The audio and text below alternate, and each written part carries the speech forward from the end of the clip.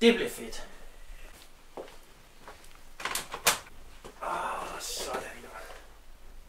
Goddag, Lars. Du ser svært glad ud i dag. Hvad er der sket? Jamen, det er jo fordi, at DT Group, de vil gerne høre noget mere om vores nye organisering, den der EG 2.0. Og det er de så spurgt, om ikke jeg kunne komme ud og fortælle dem om.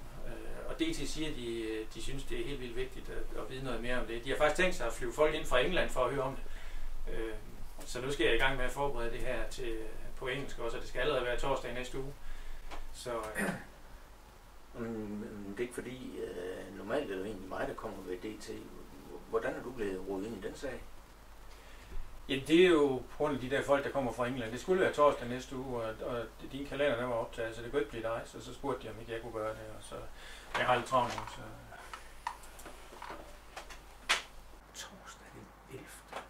Jeg synes heller ikke, jeg skal noget torsdag den 11. Men for filan.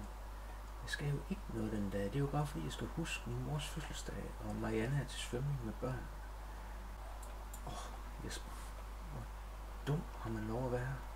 Jeg har sat dem som busy, jeg tog aftale. Går jeg glip af det der formidable projekt, som Lars, den skider ikke, han skal på.